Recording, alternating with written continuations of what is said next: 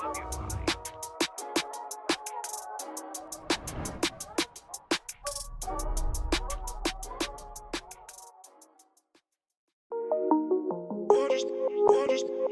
baby, please don't say you love me, baby. Cause baby, if I forget all the times you made me sweat ya, I need the reminder, baby. I'm keeping this reminder, baby. Forgiveness is the potion. Tripped and fell in devotion. You know I love hard, but now I'm seeing who you are.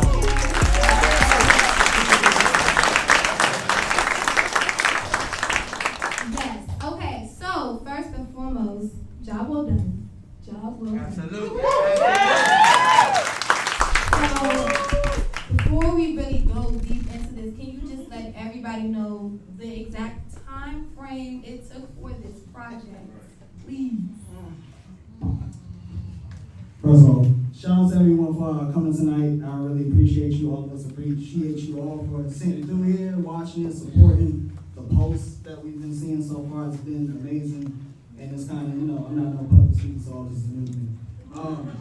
But the process of doing this, we started with the development of the idea back in 2018. At the time, we didn't have too many shows that really was a representation of young black people who are trying to somewhat pursue media on television. I mean, you have your classics from Living Single, Living Color, and the traditional Fresh Prince of Bel-Air, and just the classics that don't even have to be named, but it just wasn't anything that I saw that I would want to watch on TV. And you hear things and see certain jokes, and you just don't identify with it. And it just kind of just don't click, and instead of trashing and saying, how come this person isn't doing this or that person ain't doing that? Creative. Like, don't sit back and complain, make it happen. And so I started the process of developing what would be a cool story that could be a love letter to DC, because I haven't seen that done just yet. And legit try to figure out characters that people can see pieces of themselves through, and just kind of find inspiration through regular life, everyday things, and brought it to reality. So that took the portion of 2018 to 2019, 2020. You know what happened in 2020. So, but the original, we wanted to release this back in last year. And it's just the way that I look at life is things happen for a reason in the time that it's supposed to happen, because then it wouldn't have been as good as what y'all saw today. So, yeah, it took a minute, 3 years, 4 months, but it took a minute, but yeah, to answer your question, I'm rambling, sorry. That's okay. So I'm glad you touched on that, because again, we all have experienced 2020. Clap it up if you're in this room because you survived 2020. You survived 2020. So everybody has felt it in some kind of way. As a creative with a project that started before COVID, how is it to maneuver through 2020, like with everything being shut down and things having restrictions now in place as far as how many people you can have somewhere? Like, was it hard to get places? Was it hard to, get people tested? Like, what was that whole process like? That process was very trying because it was very new for all of us. We didn't know really how to work with it. We just knew it was a new random disease, and we all just had to be cautious. And out of comfort, I made sure we followed procedures and made sure, if anything, the cast was comfortable. Myself and Rashida just made sure everything was at least done the right way. But when it comes down to planning, a lot of people gave us a cold shoulder when it came down to wanting to film in locations and show recognition and love to large staples in DC. Shout out to Ben's Chili Bowl. They really looked out for us and showed us love. There's a lot of places that were black owned too that kind of didn't come through the way they should have. So it was a learning lesson, but you learn to appreciate what you could do and make out of the situation. And it just challenged you to to not fall under pressure. So despite of whatever, we made it happen. So yeah. I don't know if that would catch. Does anybody want to chime in on their process with filming? Everybody got a different process. Got to. Can I chime in? How's everybody doing? Good. What I really like specifically that this cast is all Black and brown people. I feel like that representation is definitely important because we need to see ourselves on screen. We need to see ourselves in everyday life. We need to see ourselves doing something immaculate, even if it's even regular things. Because I feel like it adds to the experience of us just experiencing day-to-day life. It's rare that you get stories where people are in their mid to late 20s, where they are experiencing, you know, life transitions, whether they're going through trauma or, you know, not trauma, or just navigating through everyday life as far as like just dealing with like getting a new job, you know, dealing with different breaking points or transformation periods. And I feel like this specific project definitely adds to that because it gives us a space to just be, whether it's something normal or regular, or whether it's something that's extravagant as far as like Brianna's character who's accomplishing all these things. I feel like that's important in our community because it gives us a voice, so something that we don't see all the time. Whether it's mainstream or whether it's something that's as just simple as, you know, what George is doing, it's important for us to have that representation, and that's why I definitely admire this project, so, yeah.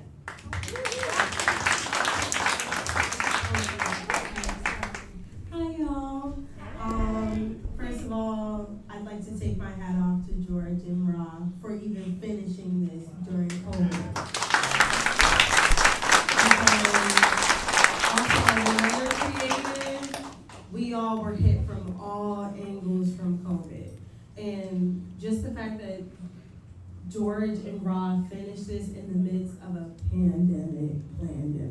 But that's another conversation. You know, I really do admire that. And going back to what George said, he always checked in with the cast.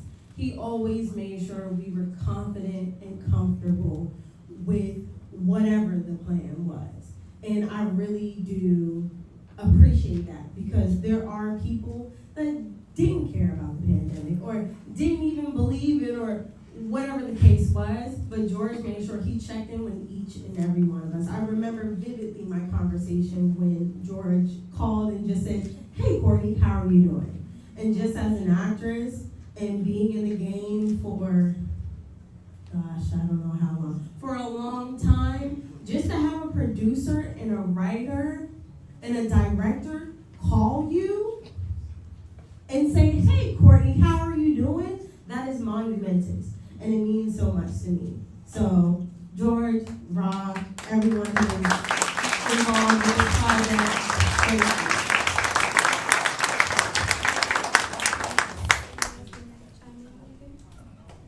Okay, so I'm gonna start this way.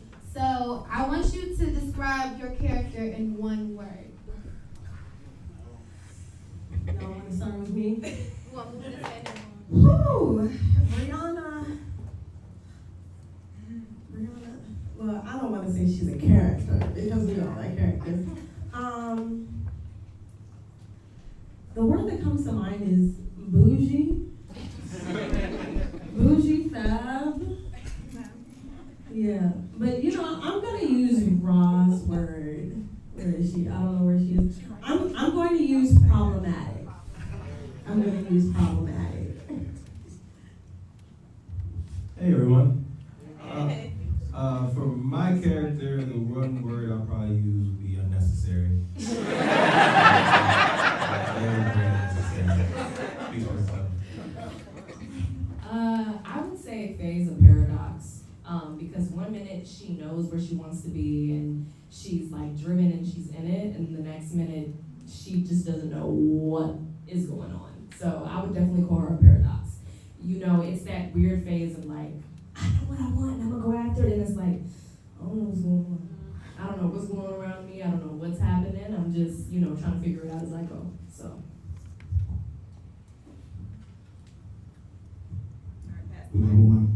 Hey y'all. I said hey y'all. Oh, okay. For my character Blair, I would say that she is kind of like two words. She's determined and focused with a little bit of selfish. Y'all see that later. Hey family. How's everybody doing? Beautiful faces in here. I would say my character Ryan is, he's also an oxymoron and a paradox because he's so ambitious and driven, yet he's so childish when things don't go his way. He acts like a 3-year-old when life doesn't happen how he sees it fit to happen. So he also is a paradox. Hey y'all. My name is Devin Carter and I play Tiffany, and as you guys can see from the opening scene, she's a hot ass mess. She's a single mom, and her daughter is her world. Where's my girl Riley? But she's definitely a friend that everybody needs. She's always there to provide you with some comedic relief whenever you're down. She's always supportive of her girls.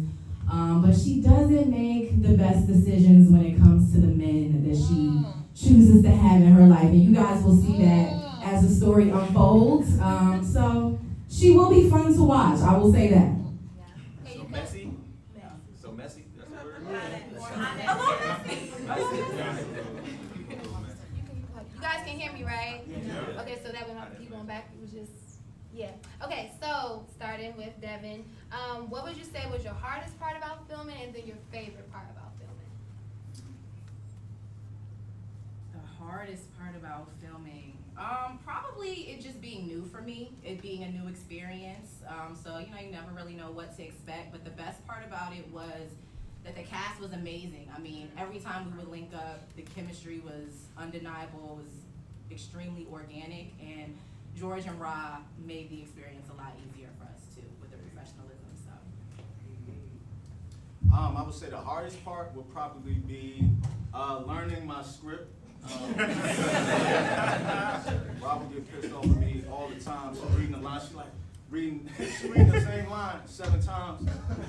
Me and Josh and everybody, we on the side, laughing and joking. I know George hated that sometimes, but he was very cool and professional and very down to earth.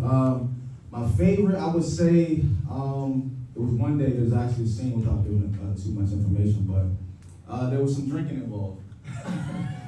And me and Josh, so basically George is like, we gotta have fake liquor. So he's like, pour some Pepsi in the cup, get fake shots, this and that. Me and Josh and the rest of the cast Courtney are like, nah, we're gonna get some Douce. So we're acting drunk, but some of us were actually. We had a lot of fun, man.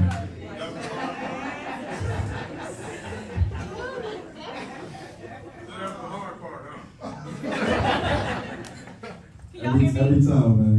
Can y'all hear me? Yes. Okay, so, okay, hey. All right, so the hardest part for me, honestly, I just enjoyed every single moment of this. This was so new for me. I'm used to plays, and when it comes to actually series, it's so different, it's so fresh. So I just enjoyed every minute of it. But I would say the hardest part was probably the traveling, y'all. I'm from Baltimore, so coming back and forth that Parkway is not fun, okay? But my favorite part, honestly, I can't give away too much either, but it's just me and this one over here. crazy.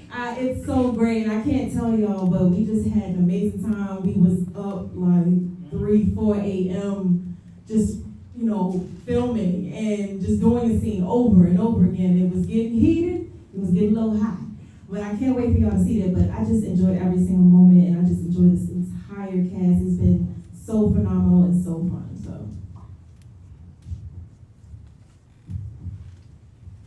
oh shucks, where at me? I was too busy listening to everybody else's answers. Oh gosh, the hardest part, man. It was so easy. I take that back. Parking, okay? Parking was hard. The locations are great, but the parking, the easiest part, really just working with everybody up here. They made it so easy. The script also. I'm a script reader. I like reading a script and seeing the characters and seeing it come alive. And reading the script made it easy to see what we saw tonight. It made it easy it made it hard. I don't know. But yes, The script. made it easy. All right, so we doing favorite or easiest thing about film? I was kind of confused. The hardest part? The hardest? Your favorite part? My favorite part, okay. Hardest part was sticking to the lines without ad-libbing too much. Yeah, because there'd be times where Malik or Brandon would say something, and I'm like, all right, I gotta say something back.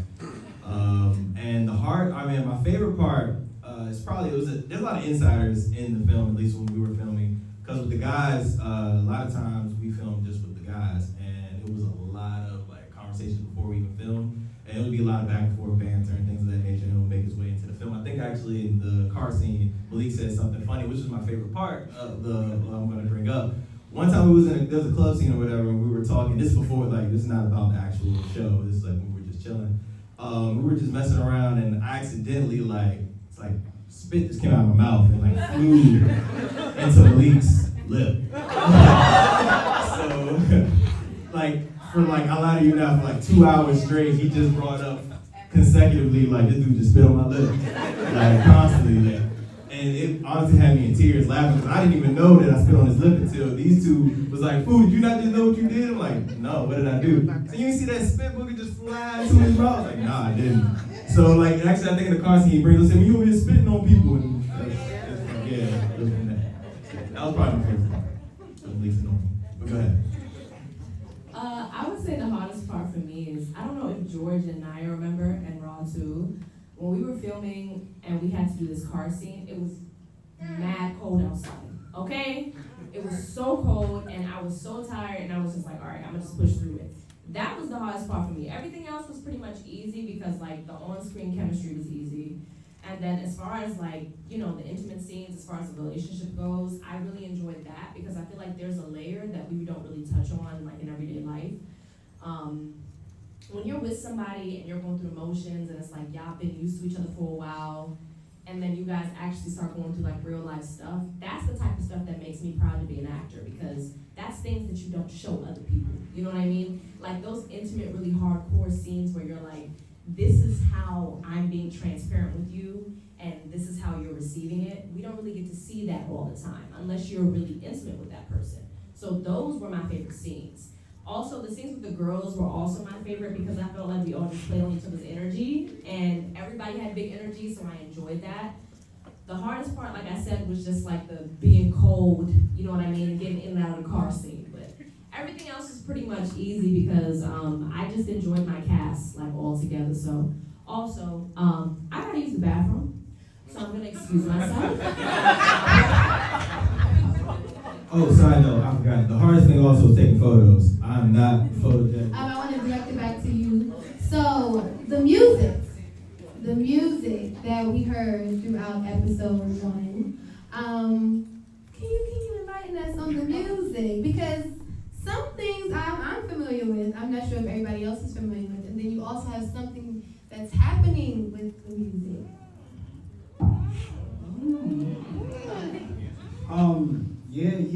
I think when it comes down to visual arts, it's important to complement it with, I feel like music is an everyday thing that we kind of enjoy.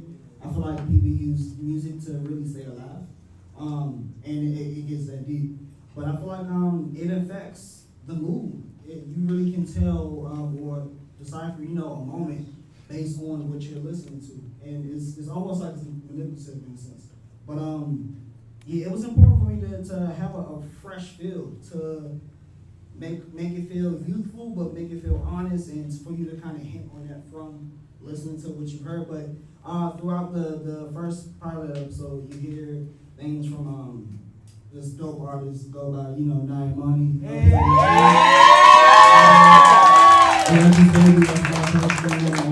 Streaming platforms. It's another track by my guy Yaj, who's also in the building.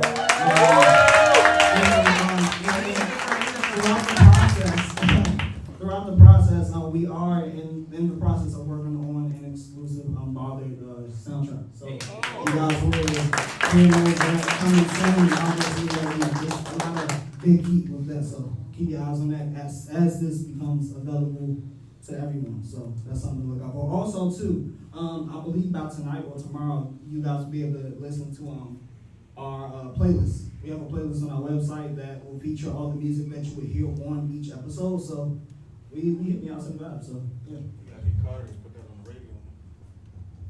Oh yeah, hey, D Carter, WBC Some of right here. these artists been on the radio, Naya Imani. Oh, yeah. Okay, and last question, and then do you want to open the floor to questions? If anybody may have questions, we'll get there in a second. So just hold on. But what is one thing, and everybody can chime in and start this way, and then work our way back this way. What is one thing that you want everybody or anybody watching the series to take away from the show? I want people to take away, to be open to listening to stories that, be open to just hearing stories and perspectives. You know, everyone thinks that they know what they're watching, they think they know what they know. And I think just being open to what you're seeing, what's happening, yeah, what we've been doing, this hasn't been easy. You know, what you guys see tonight is months and months of preparation, but like I said before, this is something that took about 3 years. And it's crazy how you plan something that's literally for 3 hours and it took you a long time to just do this. So what you see is a fraction of really what goes into it. So I'm eager for you to see the work that we've all put into this, and what will come from it. So did I answer your question? Okay. So I would say my biggest takeaway is that don't be afraid of chasing your dream. Don't be afraid of just pursuing your passions, because just from hearing George and this project, it has been like a process. And the process it's like not always so pretty. Sometimes it's really ugly. You want to quit, but you just have to keep going because you never know where it's going to take you. So when it comes to this entire web series, especially what y'all see tonight, I hope that y'all see somebody like yourself in one of these characters. And everybody has some type of vulnerability within themselves. Nobody is perfect. Everybody got their own mess. Everybody got their own, way of living. So just see yourself and just relate.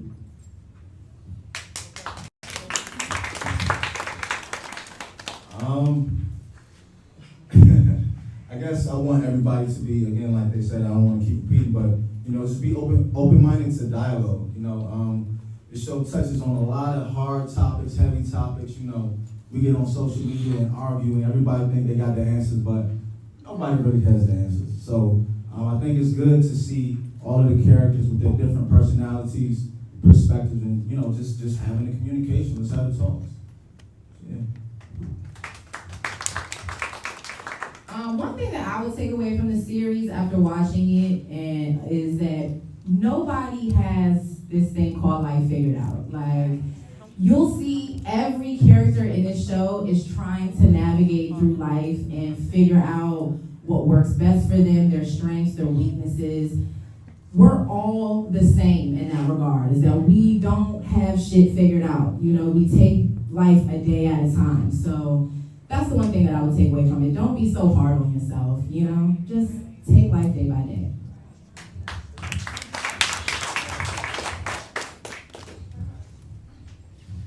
Wow, I really feel like my answer will be a culmination of everyone who spoke this far. I guess I'll say, check on your creative friends. Check on your artist friends, because we struggling. Whether you have a kid and you're an artist, you're married and you're an artist, you're broke and you're an artist, we're all struggling. And if you can't see yourself in anyone in this series, I don't know what to say to you. Check on your creative friends. Check on your artist friends.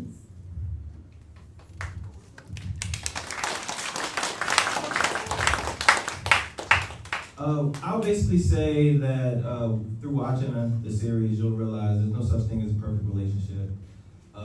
Every relationship goes through it. Doesn't matter if they look like, as you can see, Will and Jada 2 years ago, and and then you find out they had a whole entanglement. Like, you never know. So at the end of the day, you know, focus on your relationship and find out what works best for you guys, and understand that you will struggle, but at the end of the day, you know, you can't overcome it. You just gotta, you know, work at it. It is a full-time job. So that's probably what I would get from, you know, the film.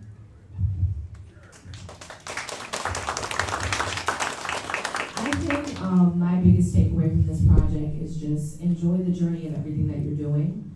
I guess we as human beings, we get so caught up about like, oh, it needs to be this way or it needs to look like this, that we forget that like every step that we take when we're creating something is a learning experience. And what you learn within the first stages of what you're trying to create is going to be completely different from another level of something that you learn, you know what I mean, or something that you create. So I think every time that we embrace a new project or we're going through a transformation period of just like, you know, this is something new that I'm trying out, or every time that we get to a place where we learn something different from what we did before, we need to appreciate that lesson, like all in all, because it'll take you further learning each and every step that you take versus just being so focused on perfection and the end result that you forget that like, hey, I learned something when I was at this stage. I learned something when I was at that stage. I learned something when I was here. I learned something when I was there. Like, every new thing that you embrace is a teaching lesson. And I think we, as creatives and artists, need to be more comfortable with just the journeys of what we're doing versus just like, it needs to be perfect. Because nothing's going to be perfect. We create perfection. We set that standard. So that's what I took from this project. So.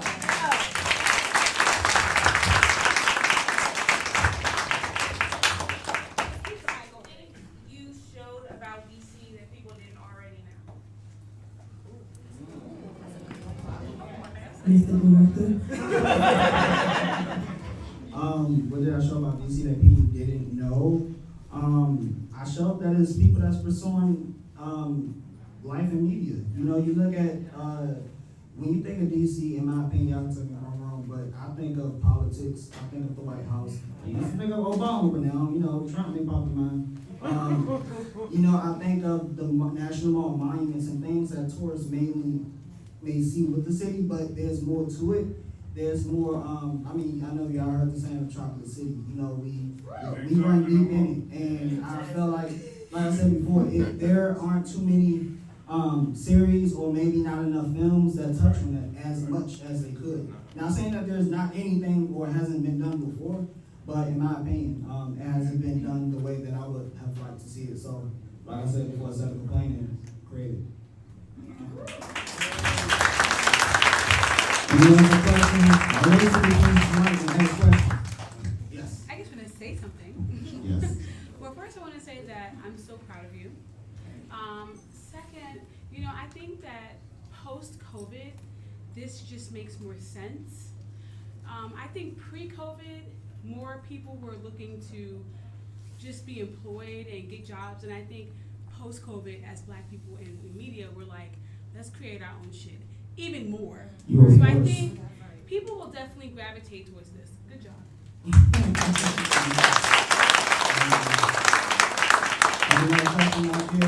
Tell us your name too, because you know we family here. What's up? You know me. You don't know me, right? Okay. When you in the latest series that you go further on, where you been like introducing like Go-Go and you know like The Wire, like DC never had anything where you was able to incorporate, you know, what's going on without the federal part of it. You know what I mean? Like DC itself, not the federal part, not the Washington DC. Even if it's not aggressive, how in your face, here's Go-Go, or how here's this. I think Just we introduce it. will. There's ways, and that's why with this series, I like the fact that you have to pay very close attention because there's some little things that you have to see that we acknowledge. Even from, you know, our B-rolls where you see the art on the side of Ben Chilligo, or when you see different location landmarks that when you think of DC, you know that's DC. Right. So you would say things without really saying it. So that was really the goal for making people really enjoy it for what they see and not have it be super obvious. I mean, not have it not be as. I got you. Yeah. you doing, my name is Jay. How did you go about selecting your cast? You said what? How did you go about selecting your cast?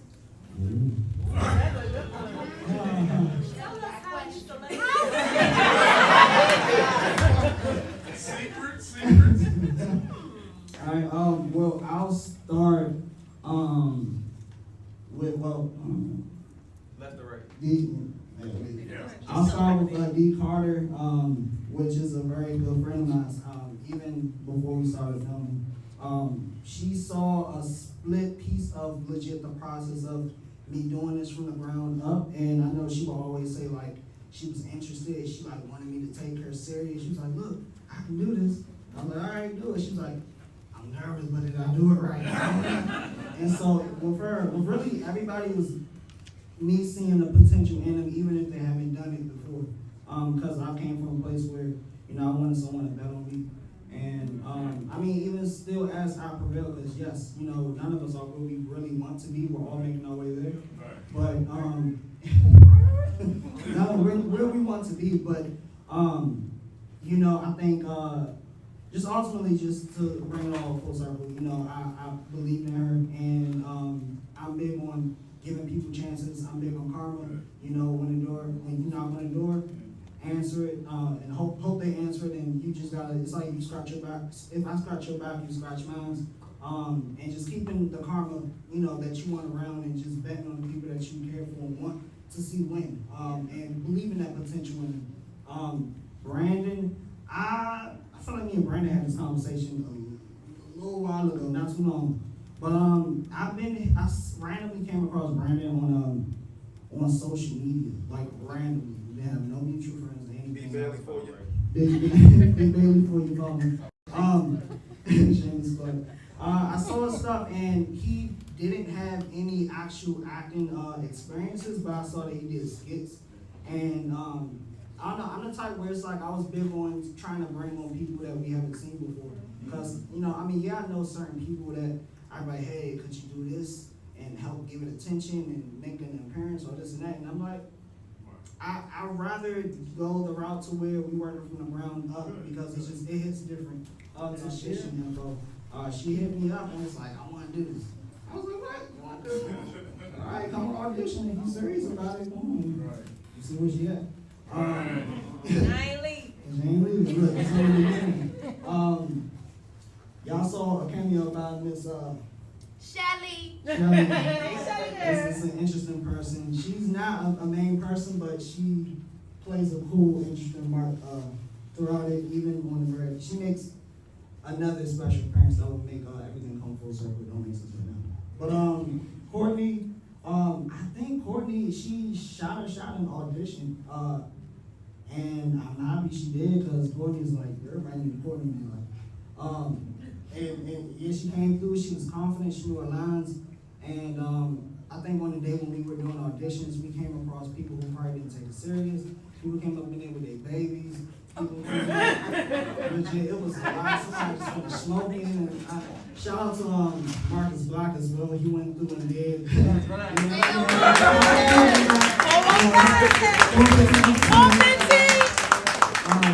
through the audition process as well, and he got stories as well. Josh, I knew Josh through Devin. Devin has done a lot of media things in the past that I helped her with, and she was good friends with Josh, and anybody who's good friends and stuff with my friends, it ends up being a family circle. So from there, he shot a shot with it, and instantly I knew he was Thursday. Instantly. I ain't gonna tell him that, but and then mainly because she's really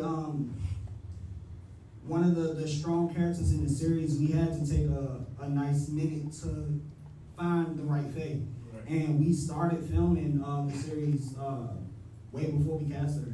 And in the back of my mind, I was like, we need a nanny, because I mean, yeah, we getting the guys, but who Malik gonna argue with? Shout out, Malik is in here too. He's our camera partner as well. But it was like, we need our star. So I believe, I don't want to get this wrong, but I think Marcus was referred. You know, he sent her my way. I looked into her, I was like, yo, she's dope. She's dope. I love her already. And it was just the icing on the cake when I made her, you know, audition, and I saw her videos, and I was like, I think we want to do this. I want that on. So, yeah, that's really what that was. Job well done. Thank you, sir. Thank you. We have another artist right here, Naya Money, just released one night. Music teacher at the show, so be familiar. Okay, so hi, my name is Naimani. So I've been, I'm very close with George, and I want everybody to know this. So my question to you is, Yes. with this being a 3-year process for you, what were your motivations? What kept you pushing on, even with the obstacles, any obstacles that you went through? You know, sometimes it's easier to just say, I'll just do something else, Yeah. So what pushed you to even keep going to get to this point 3 years later? And what was it like? Maybe if you could talk about maybe a little bit of your obstacles, because people don't know. So I need people to understand, like, how how persistent. Geesh, I feel like that goes.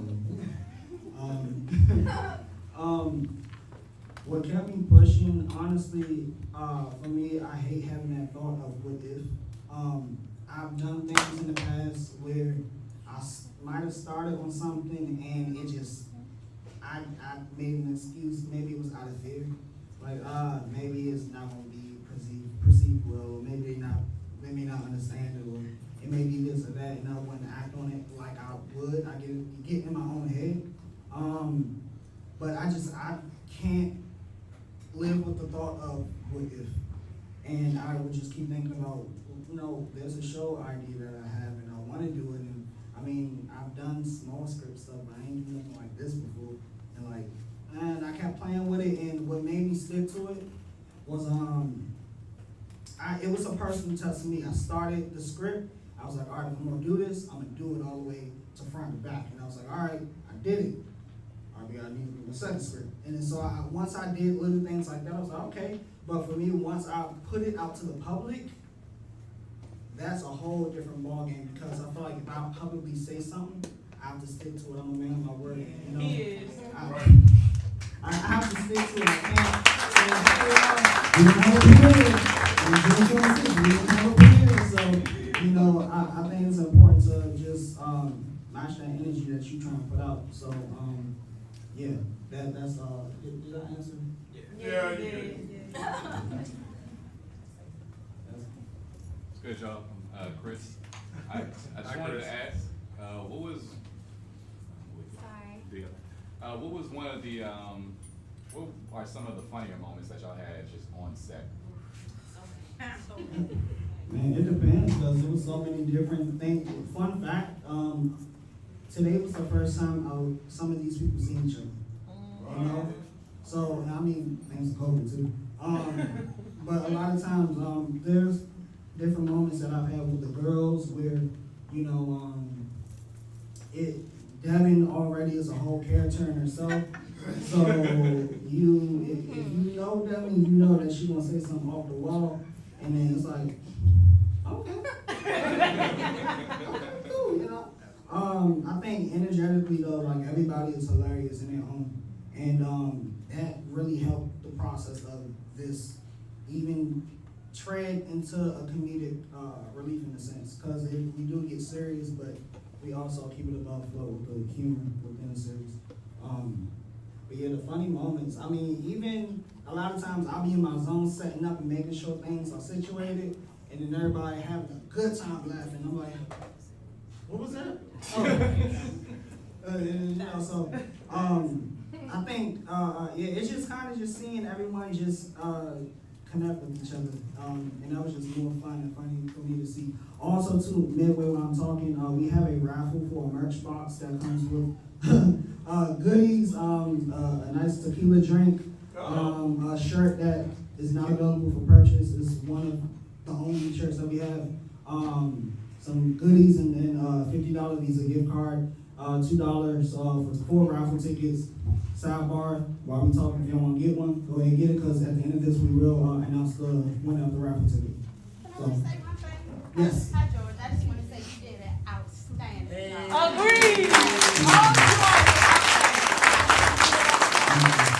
Could you also tell us how can we view, like, the the further episodes? Well, so in the last scene that y'all saw, it said August 2021. So, this night was meant to be a very can expect to see this again for the first time with the world come August. But midway, we are submitted into the festival. So once that comes to light, you guys will know more. Be sure to follow our Instagram about the series.